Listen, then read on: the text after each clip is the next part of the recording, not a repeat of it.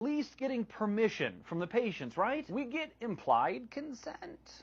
I got sent this video, and I just want to say it's a really good video when it comes to our conversations about consent that we are constantly ongoingly having.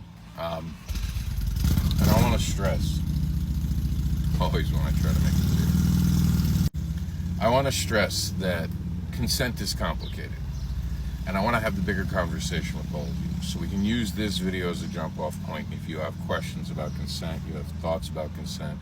We recently have been talking about things like active consent, implied consent.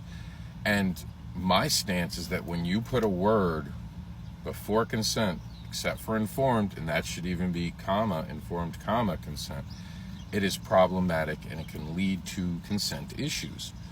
I just read, and I'll show you. So someone had pointed this out to me, and I read it, about how it's not working. Current consent programs focusing on active consent in preventing sexual violence and promoting healthy relationships. The critiques are largely centered on the reductive approach to consent and ignoring systemic power dynamics. It's just not working. And I think a lot of people mean well. And go ahead and pause and read the screen now. I think there are a lot of people who really mean well by this. And we had this a few months ago where someone came onto our channel and got really mad at me because I said I do not believe, or will teach, enthusiastic consent. Because as we went over, what does enthusiastic even look like? And we talked about it. And through talking about it, it was understood. And there are going to be some people who will die on a hill and just not listen. I was a manager for many years and have taught many different people hands-on, not just on videos where I can just assume everyone agrees with me when someone gives a like, but I've had to teach someone and watch them implement it into their life. And everything should be simple in it. And with consent, it can't always be simple, but you also can't create gray areas. Words like implied, words like active, all of this leaves gray area.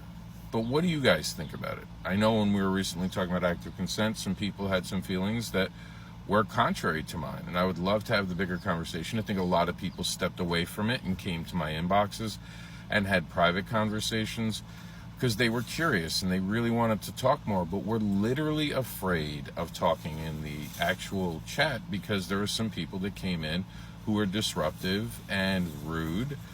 And I can understand, no one wants to have a classroom setting when someone's standing up and screaming. It makes everyone feel uncomfortable.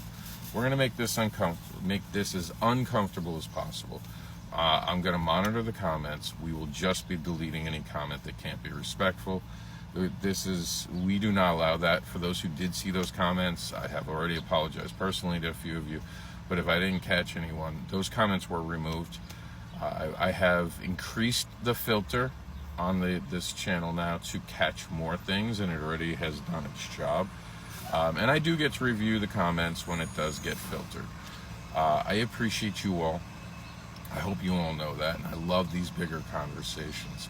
But this one's an important conversation, and I can explain, like I did when we were talking about enthusiastic consent, and we are able to change a mind of a person who is actively a huge proponent. I think proponent? No, or I don't think proponent is the right word.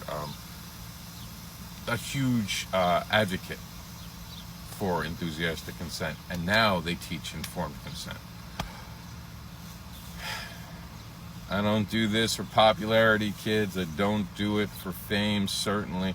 And I ain't doing it for money because someone's not paying me to do any of this. If someone wants to, I wouldn't be against it. But I do this because I believe that we can, as a lifestyle, we deserve better. As a community, we need to be better. And as individuals, we have to help it be better. So let's talk about consent. There's a lot of things circulating right now, a lot of conversations. I personally would never teach vanilla consent. If I was going to teach consent to vanilla people, I would teach it the way I teach everyone else, because I think kissing requires consent. I think hugging requires consent. I think anything where someone is interacting with your body, doing something to you, or you have something about you, your information out there, even the vetting needs consent. If anyone teaches you that vetting does not require consent, they are a red flag.